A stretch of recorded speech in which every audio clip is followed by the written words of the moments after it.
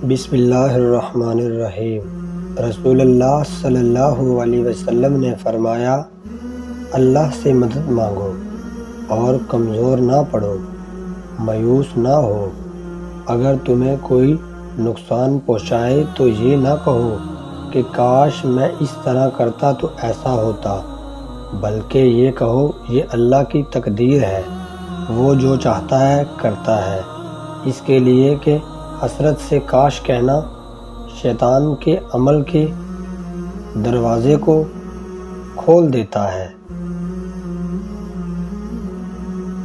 رسول اللہ صلی اللہ علیہ وسلم نے فرمایا، پیر اور جمعرات کے دن جنت کے دروازے کھول دیے جاتے ہیں اور ہر اس بندے کی مغفرت کر دی جاتی ہے جو اللہ تعالیٰ کے ساتھ کسی کو شریک نہیں پاتا، اس بندے کے سوا جس کی اپنے بھائی کے ساتھ ناراضگی ہو۔ چنانچہ کہا جاتا ہے ان دونوں کو مہلت دو حتیٰ کہ یہ صلح کریں، ان دونوں کو مہلت دو حتیٰ کہ یہ صلح کریں، ان دونوں کو مہلت دو حتیٰ کہ یہ صلح کر لیں، اور صلح کے بعد ان کی بھی بخشش کر دی جائے گی۔ رسول اللہ صلی اللہ علیہ وسلم نے فرمایا، صدقے نے مال میں کبھی کوئی کمی نہیں کی، اور معاف کرنے سے اللہ تعالیٰ بندے کو عزت میں ہی بڑھاتا ہے، اور کوئی شخص صرف اور صرف اللہ کی خاطر تواضع انکسار اختیار نہیں کرتا، مگر اللہ تعالیٰ اس مقام بلند کر دیتا ہے۔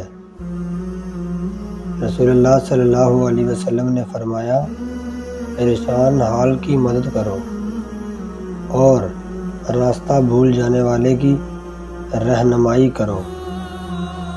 رسول اللہ صلی اللہ علیہ وسلم نے فرمایا، سب سے بڑا سود، سب سے بڑی زیادتی یہ ہے کہ انسان ناحق کسی کی عزت سے کھیلے۔ رسول اللہ صلی اللہ علیہ وسلم نے فرمایا، جس نے نماز کی اچھی طرح حفاظت کی تو یہ اس کے لیے قیامت کے روز نور، دلیل اور نجات ہوگی، اور جس نے اس کی پوری طرح حفاظت نہ کی تو یہ اس کے لیے قیامت کے دن نہ نور ہوں گے، نہ دلیل اور نہ نجات۔ اور ایسے آدمی قارون، فرعون، حامان ابن بن خلف کے ساتھ ہوں گے۔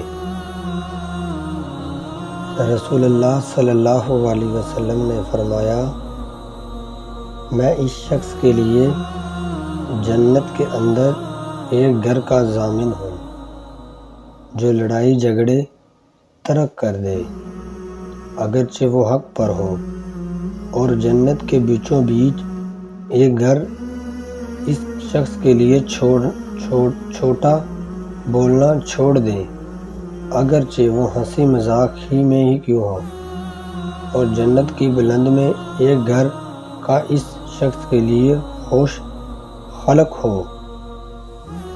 اگر آپ روزانہ ایسی احادیث پڑھنا چاہتے ہیں تو ہمارے چینل کو سبسکرائب کر لیں تاکہ آنے والی ویڈیو آپ تک پہنچ سکے۔